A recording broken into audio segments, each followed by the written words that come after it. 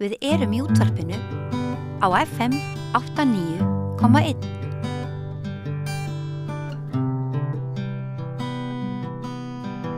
Já, komið sæl og velkomin aftur að Rauðaborðinu. Ég heiti María Lilja og hingað er komin Sigríður Jónsdóttir, gagnrýnandi og safnvörður.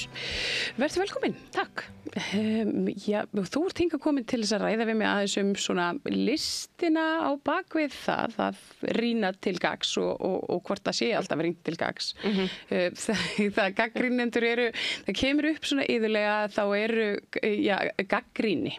Hún einhvern veginn svona mikið svona í samtalinu, það auðvitað svona ákveðin vertíð núna, það mikið að gera og það eru sumir gagnrýnendur virðast hafa mjög óvinsælar skoðanir og það svona, þú veist, það vaðið í persónu þeirra og þetta verður allt mjög persónulegt og mér langaði bara einhvern veginn svolítið að velta fyrir mér einmitt hver línan og hvað sé eðlilegt í þessum efnum. Já, þetta er búið að vera mjög áhugaverðar síðastliðnar vikur og sérstaklega svona í aðdraganda svona jólabókaflóðsins líka ef við erum að horfa á gagnrýni svona almennt. En aðalega held ég að við séum svona sérstaklega að tala umfjöllunina og svona fjaðrafóki sem hefur verið í kringum Hamlet sem er núna á sviði í Borgarleikhúsinu í leikstjórn Kolfinnu Nikulásdóttur.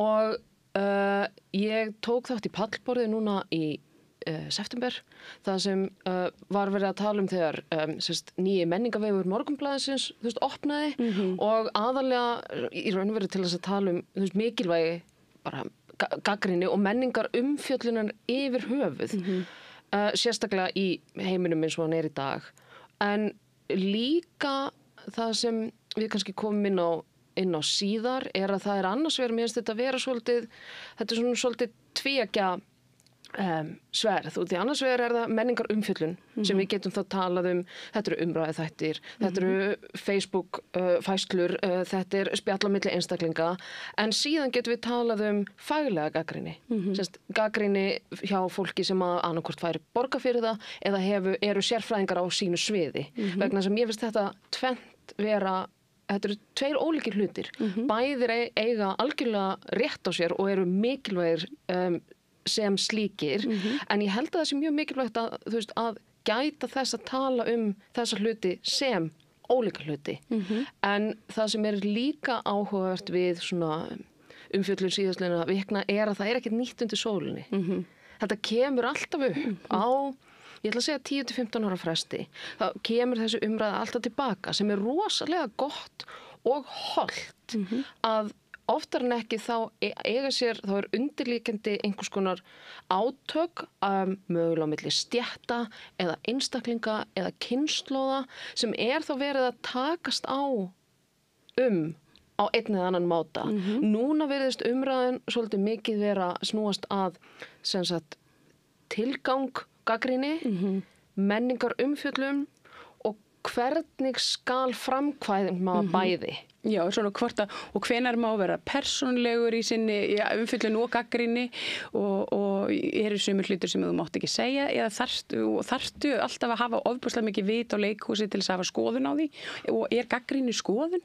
Þetta er svona og ég, núna er ég búin að vinna sem leikhúsgagnrýnandi í 10 ár pluss fyrir bæði Fréttablaðið og nú fyrir Heimildina og það sem er allavega mikilvægast fyrir mig og það sem ég einhvern veginn tókst að ákveða mjög snemma var að staðsetja sjálfa mig í umræðinu númer 1.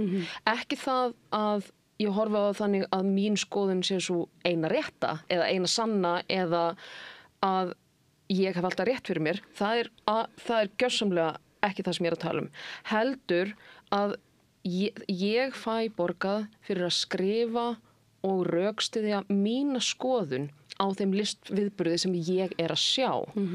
Og það sem mér finnst skemmtilegast til dæmis er þegar einhver er mér ósammála. Og þá gildir mest, allavega þegar kemur að faglegri umfjöllun, er að rökstyðja sitt mál.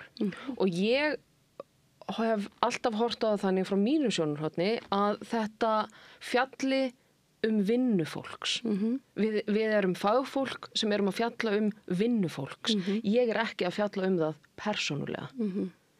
Það auðvitað skrifa ég þarna út frá minni eigin persónu, verk sem eru sviðsettir og alltaf persónuleg, en ég held að við verðum að stíga mjög valræða til jarðar þegar kemur að því að hjóla ekki í manneskuna.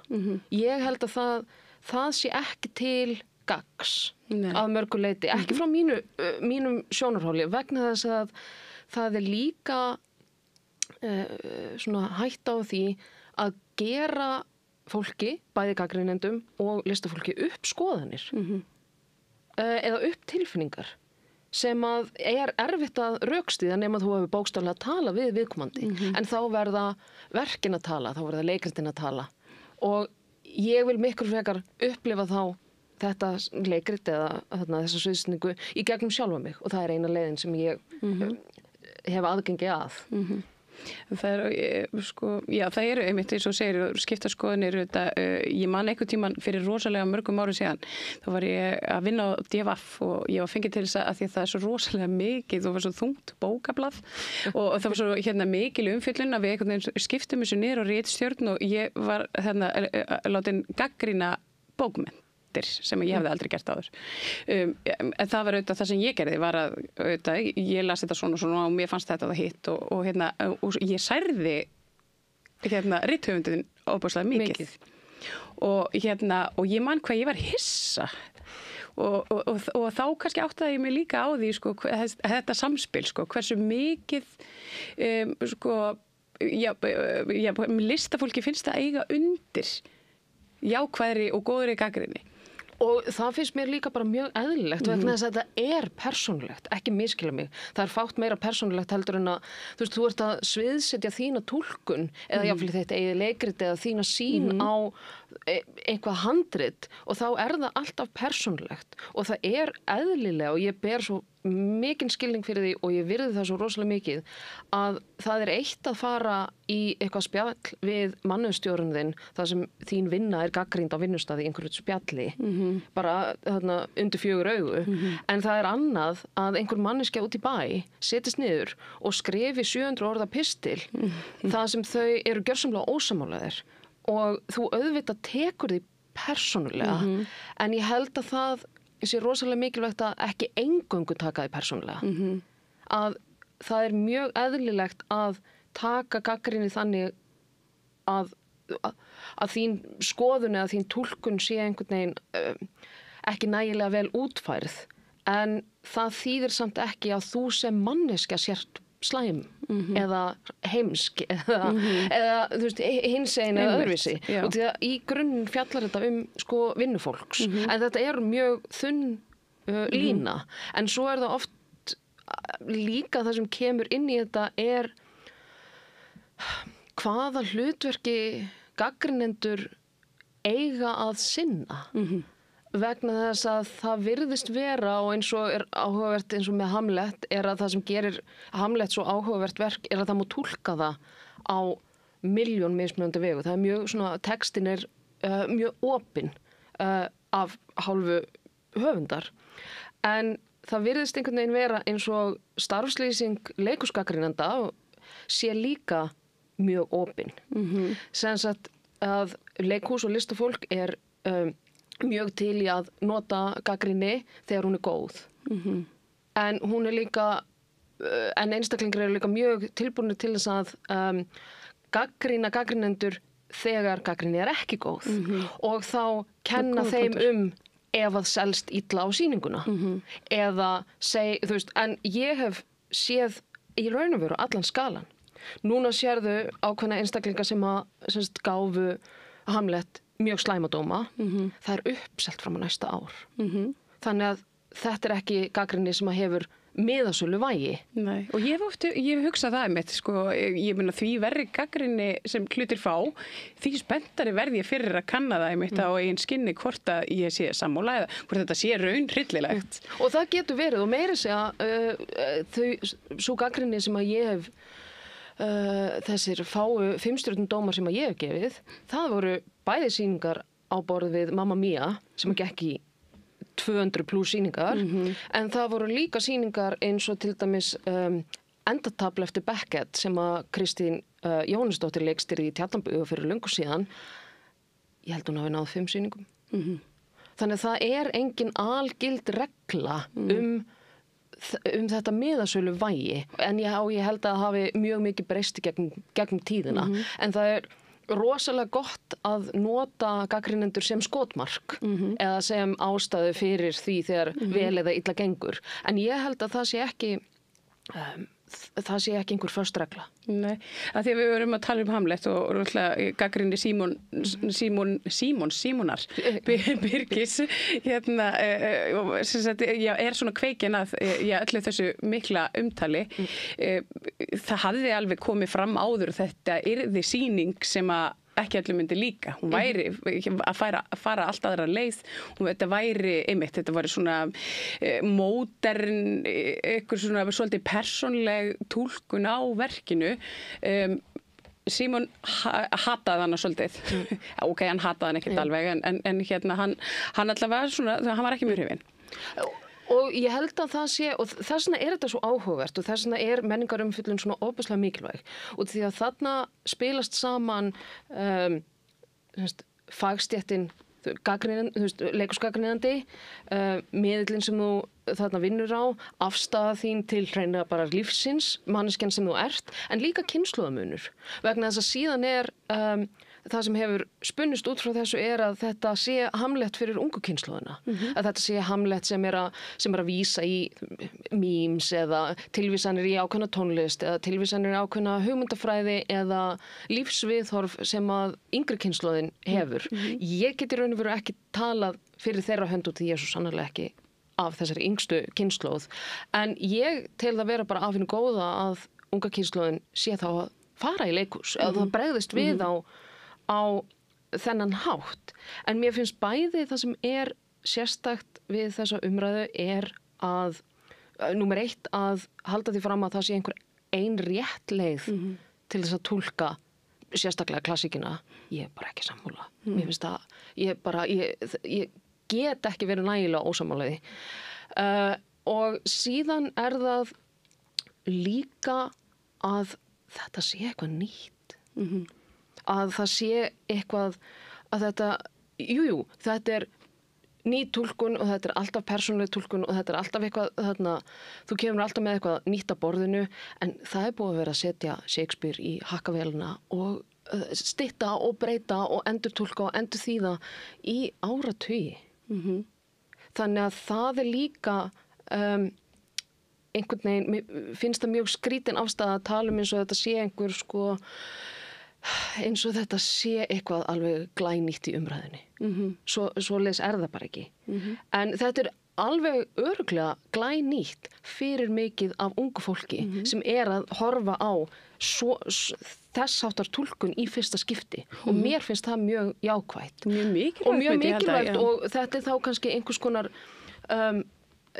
opnun inn í aðra heima sem svo frábært. Það sem ég upplifði með þessa tilteknu sýningu var að hún hreyfði ekki við mér.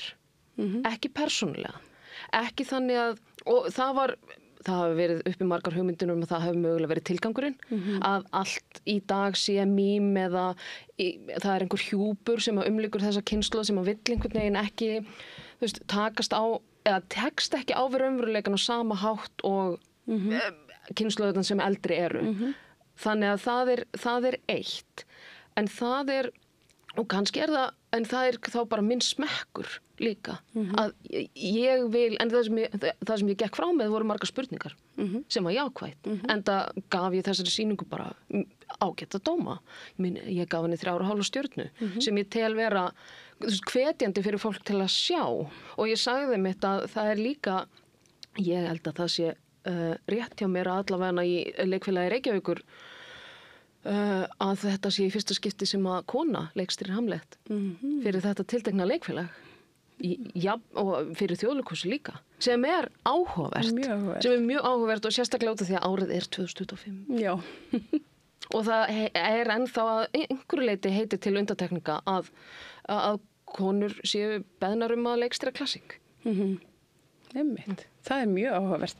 Ég man eftir máli sem, í kringum Greipvæn, ég veit ekki hvort þú manst eftir þessu, hérna Sindri Eldon, hann þótti rosalega harður hérna gagnrýnandi, hann var að gagnrýna tónlist, sérst plötur sem að koma út og þær einhvern veginn lentu svona í hakkavélinni, svo liðu kannski 10 ár og þá kom hann fram og sagði, fyrirgefið, ég var bara svolítið að vera bjáni, af því að ég gerði í því að finna svona neikvæðu punktana vegna þess að ég vildi að fólk talaði pislana mína. Og ég hugsa stundum þetta, sko, einhvern veginn. Ég skil alveg þörfina fyrir að vilja láta lesa sig og ræðum það sem þú setur fram.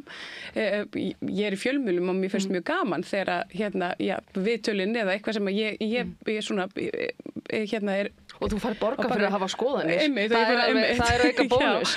En þetta mál var þetta mjög sérstakt að því leitinu til að hann sagði bara, þú veist, nú hef ég þroskast og ég veit aðeins betur, sem var þetta frábært líka. Ég ber mikla virðingu fyrir að einhvern veginn að endurmeta sína afstöðu mörgum árum seinna. En ég held að það sem hann svona snerti á en ræddi ekki alveg til fulls á sínum tíma er að þetta snýst ekki mig. Þetta snýst ekki mig. Þetta snýst leikhúsið. Akkurat. Þetta snýst listina sem ég er að skrifa Jú, ég skrifa mínar umfjallanir undir nafni og andlitið mitt birtist í blöðunum og ég mæti á mínar leiksýningar.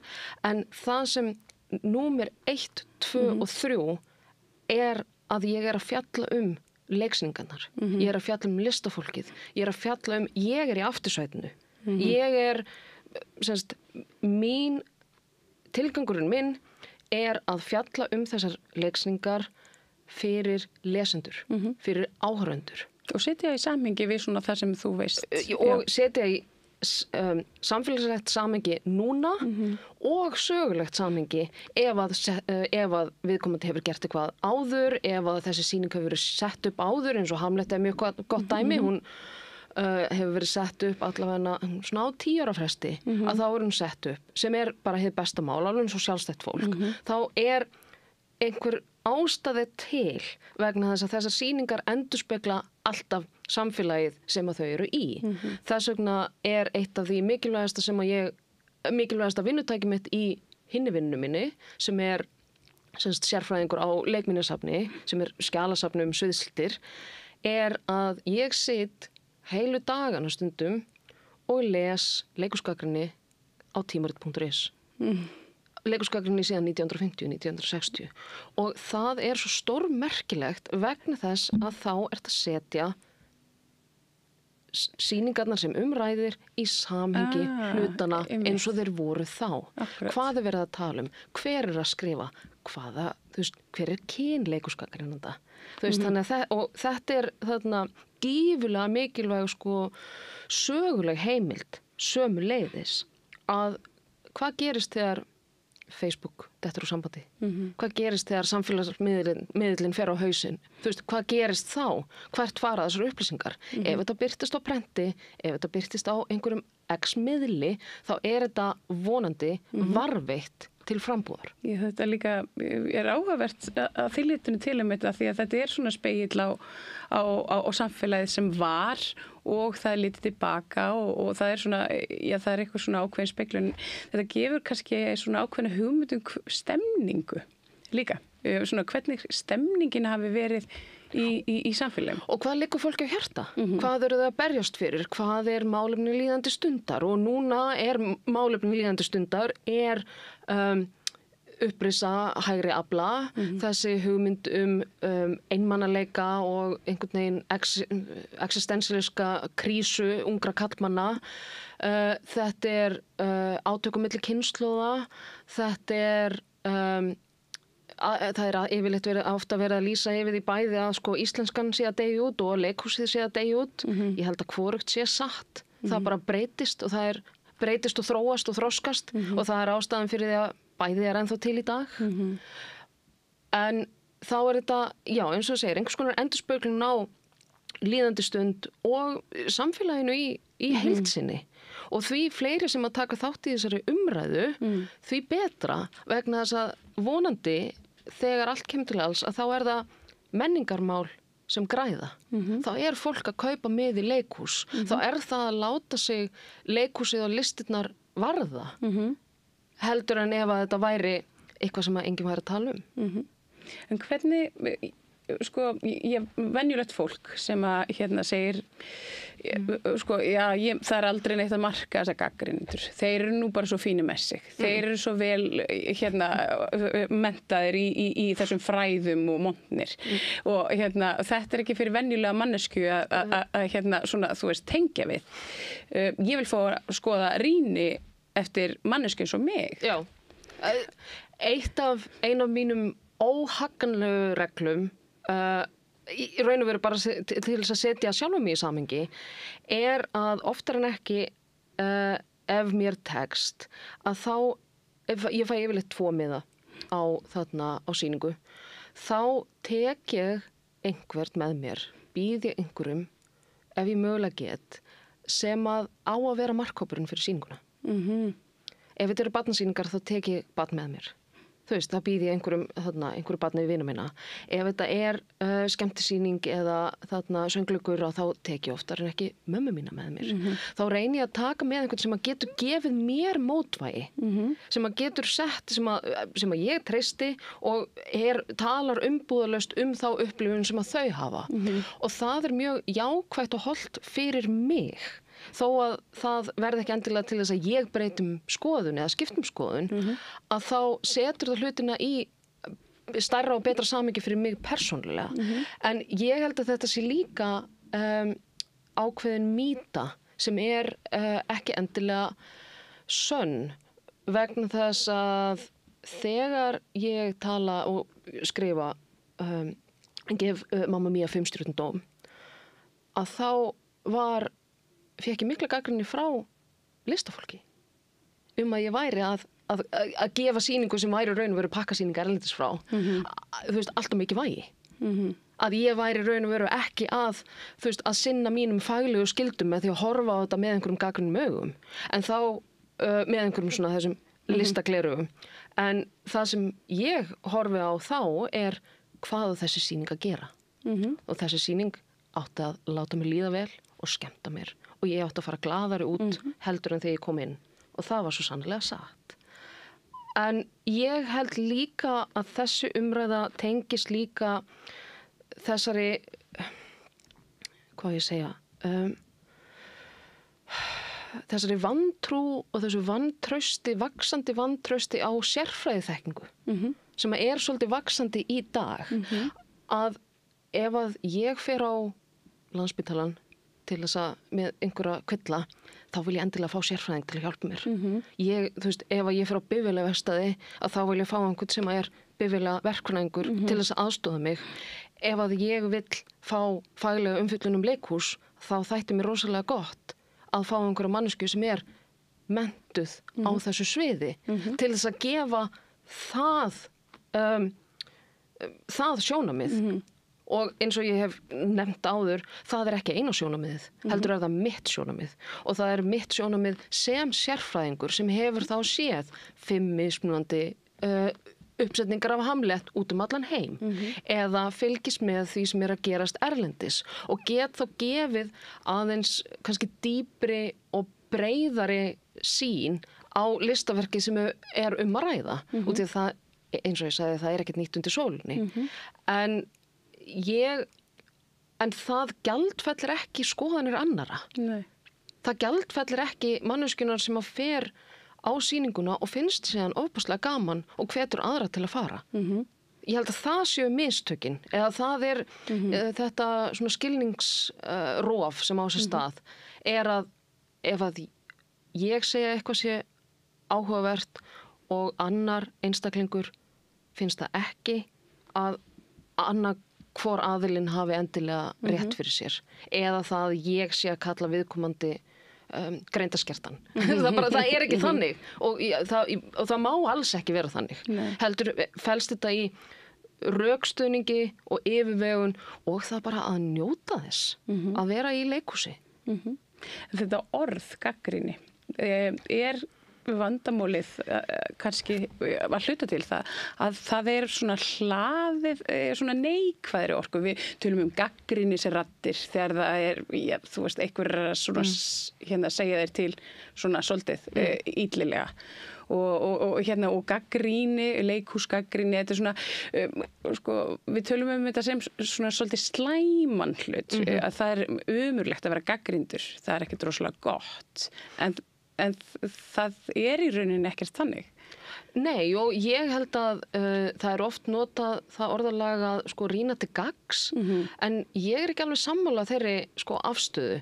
Ég sé þetta meira sem mitt persónulega svar og mín persónulega sýn á leiksýninguna sem ég horfði á og það ekki með rökstuðningurinn aftur. Þú veist, þú getur hort á til að þess að gagnist áhorfendum, en ég held að gaggrýni sé að það þitt viðbragð við listinni sem að ræða. Og hvernig og fyrir hvern eru gaggrýnendur þá að vinna? Eru þeir að vinna fyrir listafólk eða eru þeir að miðla til almennings? Þetta til almennings, þetta alltaf fyrir almenning. Þetta fyrir lesendur, þetta fyrir mögulega miðakaupendur.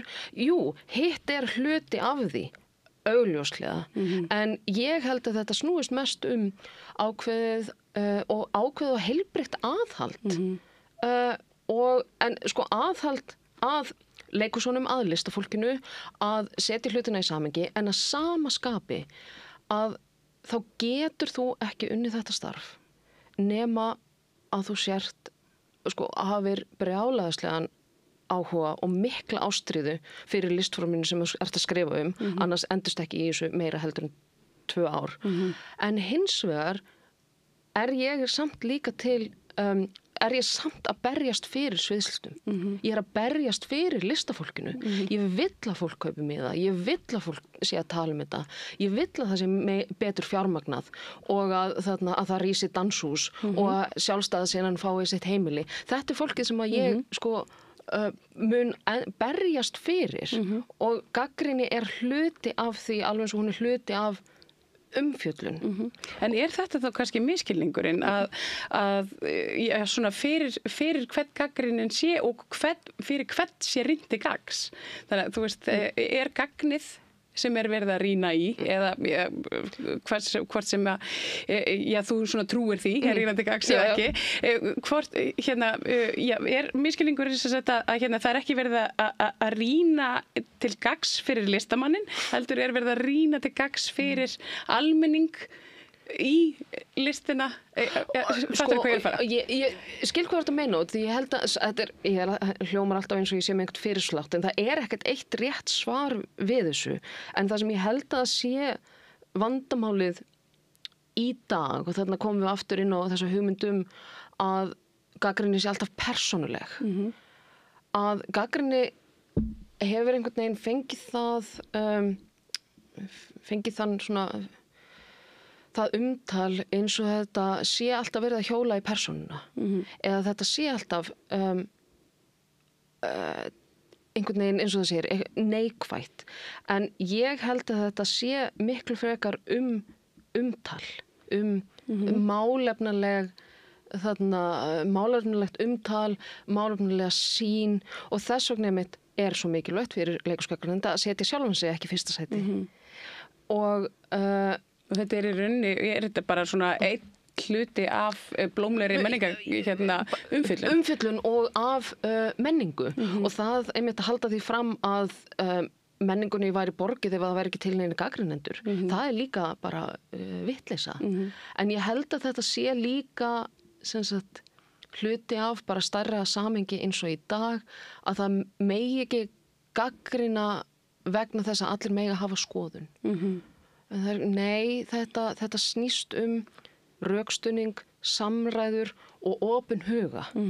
Hvernig sem að það síðan kemur fram. En ég held að við þurfum alltaf að stilla okkur af og setja hlutina í eitthvað annað samhengi heldur en bara okkur sjálf.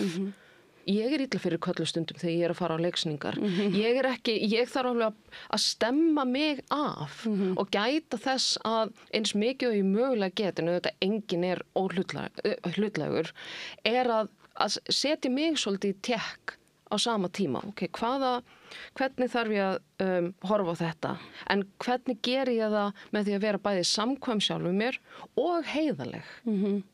Og þetta bara, ég ennþá að læra. Ég ennþá að finna út úr því hvernig best að nálgast þessa vinnu sem ég kýs að vera í. En aðalega það vegna þess að þetta eitt af besta sem hefur komið fyrir mig á æfuminni. Og eitt af því sem líka hefur verið velt fram og sem heldur líka gömul mýta þessi hugmynd að leikhúsgagnrýnendur vilji vera eitthvað annað. Að þeir eru betrir vegna þess að þeir fengi ekki eitthvað tækifæri í leikhúsinu eða betrir vegna þess að einhver sagði eitthvað slæmt það út í bæ eða eitthvað svoleiðis. Já, þeir séu haldnir persónulegri gremju jafnvel gagnvart listafólkinu eða þá að þeir séu bara reiðir út í samfélagið og vilja vera á skjön. Já, ég kýs þetta starf. Ég mjög ánægð í þessu starfi. Þetta starfi sem ég vil vera að vinna í og allar mínar persónulega kreddur það bara eins og hverjum vinna. Þú mætir ekkert alltaf í þína vinnu alveg eins og ég geri í mínu fullastarfi að ég mæti í hana sem fullorðin manneskja og þarf að vera diplomatísk og ræða hlutina og vera með opinn huga og gera það þannig að það sé ekki endalaust niðurrif, heldur frekar uppbyggilegt. Eðlilega þá þarftu stundum að sitja fundi og gagnrýna fólk eða hafa aðra skoðun, en það hægt að gera það á einhvern veg sem að verður til góðs. Ég trúi því, raunverulega. Já, og ég held að þetta sé kannski, einmitt, ég ber kannski þetta samtal, ber ákveðnum vott svona, það svona eitthvað svona eins og átakafælni, eða þú veist, það má ekki segja neitt. Það segja sumir. en svo eru aðrir sem segja bara, þú veist, einmitt, eins og þú sagðir, allir eiga rétt á sinni skoðun og þess vegna einhvern veginn, þú veist, ekki hægt að upphefja eina. Og ég held að þá verður að horfa á í hvaða samengi þessi skoðun lögð fram. Mín skoðun í mínum pistlum lögð fram í starfi mínu sem leikhúsgagnrýnandi með ákveðna menntun, með ákveðna þekkingu innan þessa ramma. En svo líka hægt að fara á samfélagsmiðla og skrifa það sem þér finnst. Fólk hefur fullan rétt á því. En ég ákvað mjög snemma að ég hef hvorki tíma né fæ nógu mikið borga til að gera það. Pistlarnir mínir verða að standa fyrir sínu í þeim orðum sem skrifað. Jú, síðan get ég talað í pallborðum eða mætti viðtali eða þessum líkt. En ég vil frekar láta þau orð standa sem miklu auðveldara vegna þess að eins og kom fram var ágætlega sagt í endastöðinu á RÚV núna á föstudaginn, það sem mitt Hamlet og leikhúsgagnrýni kom til tals að það að vera í hlaðvarpi eða spjalli annað heldur en að setjast niður og skrifa pistil. Það að skrifa skoðanir á Facebook ekki það sama og að þín skoðun eða þinn texti birtist í einhverjum fjölmiðli. Það gjaldfellir ekki hitt. Heldur það hluti af tikkar í bara önnur box. Segjum ef að þú værir bara þú hefur einhverjar persónulega skoðanir á leikverki. Þú myndir vinna að þínum pistli mjög faglega, en svo myndi koma yfir þessi knýjandi þörf til þess að tjá þig það á Facebook. Væri það allt annað? Væri það allt öðruvísi? Svona upplifun einhvern veginn að lesa þá gagnrýni sem þú myndir setja fram á Facebook og svo þessa sem þú myndir setja fram sem pislahöfundur. Ég kannski vitlaus manneskjan til að spyrja þetta vegna þess að ég það óþolandi að ég set punkta í skilabúðin hjá mér. Þú veist, ég bara mjög formleg í öllu því sem ég legg fram og ég hef ekki þessa knýjandi þörf til þess að deila skoðunum mínum þannig nema það séum alveg sérstök málefni. Þannig ég hef einhvern veginn aðalega vegna þess að ég held ég sé bara það gömul sál. Ég finn ekki þörfina til þess að tjá mig á samfélagsmiðlum á þann hátt sem að ég held að þú sért að lýsa. Og auðvitað langar mig til að gera það stundum. Auðvitað finn ég ef að það verið að halda einhverju fram sem ég tel ekki vera rétt eða það sem verið að leggja mér orð í munn, en eiginlega hvert einsta skipti sem að það hefur gerst, það hef ég sofið að því og síðan bara vakna daginn eftir og þá þetta stormur í vasklasi og svo höldum við bara áfram. Ég tek það til mín, ég hlusta og ef þetta eitthvað sem uppbyggilegt og eins og kemur fyrir besta fólk kannski staðreyndarvillur. Ég hef því miður farið með vitlaus nöfn óvart, þar sem ég pikkaði inn nafn sem átti að vera eitthvað annað, þá bara lagfæri ég það og þakka fyrir. En í heildina séð þá reyni ég að hemja mig þannig að ég taki ekki þátt í þessar umræðu vegna þess að ég finn ekki þannig þörf til þess. Og ég held að það sé líka bara hollt fyrir mína vinnu að stíga svolítið til hliðar. Vegna þess að þú verður að leyfa leikhúsinu svolítið og sýningunum sem þú ert að sjá að tala fyrir sig sjálfa. Og ganga að þessu hverju verki fyrir sig með opnum huga. Og það sem og líka reyndar í sumum tilvikum að lesa ekki umræðuna fyrirfram. Ég gæti þess mjög að ég les ekki aðra pistla fyrir en að ég búin að skilja mínum og ég oftar en ekki gæti mín á því að lesa ekki umfjallanir sýningar áður en ég sé þær. Vegna þess að það mjög gott fyrir hinn almenna áhorfenda og fyrir miðasöluna. Þetta bara orðið hluti af hvers konar auglýsingaherferð en fyrir mig þá finn ég ekki, það hjálpa mér ekki. Nei. Þannig ég vil frekar, ég heyri umtal og þú veist það sumt óumflýjanlegt en ég vil frekar vita minna heldur en meira. Bara upp á svona að þín upplifun verði sem bara svona hreinust. Já, það sé ekki annarkvort verið að túlka hlutina ofan í mig eða eins og stundum kemur fyrir að það séu einhverjar svona yfirlýsingar í gangi sem að mér finnst frekar taka frá leiksýningunni heldur en gefa heldur en að hjálpinni. Þannig að það svona mín regla að reyna að gera það og gott dæmi til dæmis með svo við tökum aðra sýningu í Borgarleikhúsinu eins og með Moulin Rouge. Ég þurfti að vanda mig mjög mikið að lesa sem minnst vegna þess að ég hafði ákveðna mín afstaða til dæmis til uppruna efnisins var mjög skýr og ein af mínum uppáhaldsbíómyndum allra tíma og ég þurfti að vanda mig gífurlega mikið að vegna þess að ég vissi að það hefði verið ákveðin að búa að endurskrifa hluta af leikritinu, það búið að bæta við nýjum lögum, takin sumt, þú veist þetta aldrei að vera upprunaefni, þetta var endurtúlkun og ég var rosalega ánað með það, en ég þurfti að stíga inn í leikhúsið og vanda mig gífurlega að vera ekki að bera þetta saman við upprunalega efnið, alveg eins og þegar á nákvæmlega sama hátt og núna ég að bera saman Hamlet og Moulin Rouge, að það engin rétt túlkun. Það engin ein túlkun. Það hvernig túlkunin virkar og hvernig þú skynjar hana, hvernig þú upplifir hana sem að skipta máli. En svo einmitt, það eiginlega sama með, til dæmis með Moulin Rouge eins og með Hamlet að ég gaf henni 3,5 stjörnu held ég líka og stjörnudómar annað sem ég get talað lengi að en það líka uppselt fram í mars sem bara æðislegt en þá líka einmitt, svo verður gaman að sjá núna, svo við tölum líka Þjóðleikhúsið hvernig viðbrögðum verða við Óristeyju sem líka ennþá eldra verk, klassískt sem að Benedikt Andrews að fara að setja upp og svo hinbóin líka búið að vera að setja upp þarna Draumar og Jónsmessunótt í Tjarnarbíói sem að mörguleiti sem að flesti gagnrýnendur hafa verið mjög ánægðir með en miklu hefðbundnari í sinni túlkun og hvað þýðir það þá? Gætir ákveðinar íhaldssemi innan stéttarinnar? Já. Það getur verið og sérstaklega þegar kemur að klassískum leikritum sem að fólki þykir væntum en ég held að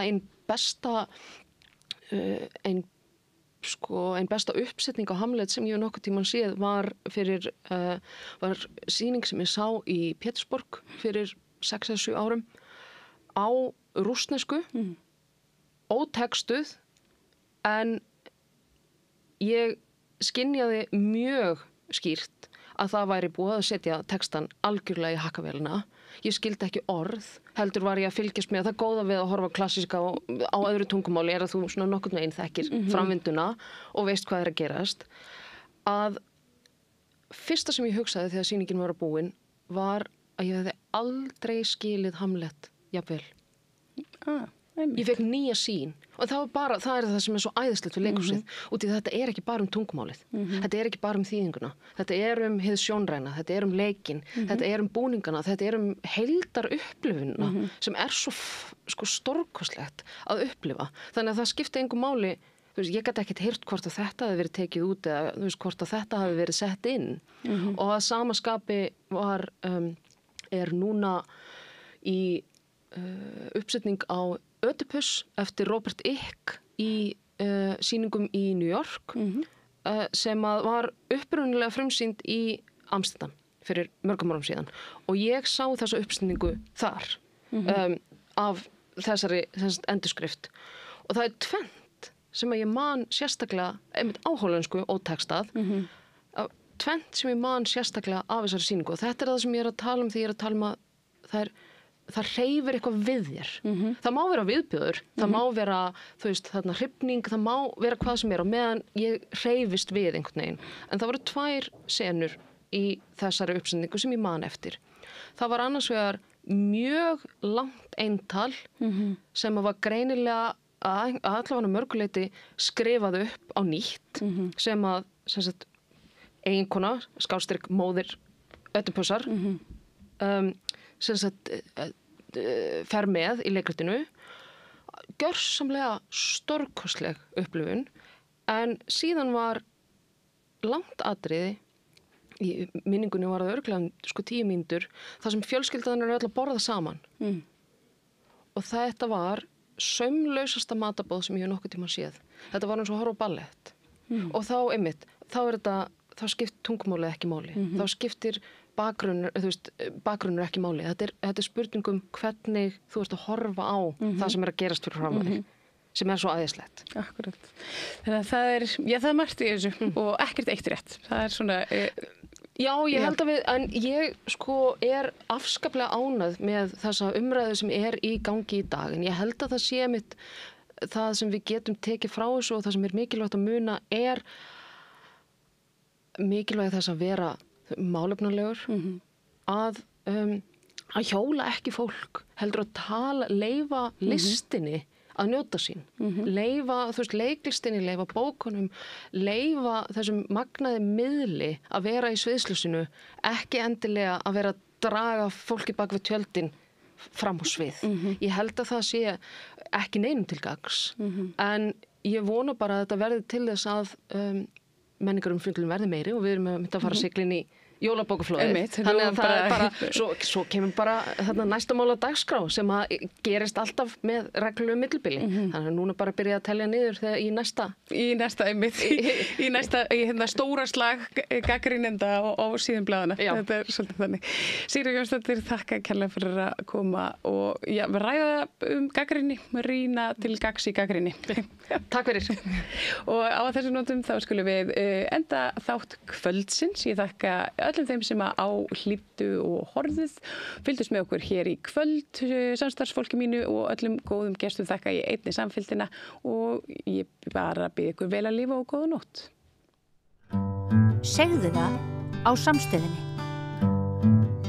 Samstöðin er í eigu hlustenda, áhorfenda og lesenda. Sláist í hópinn og gerist áskrifendur.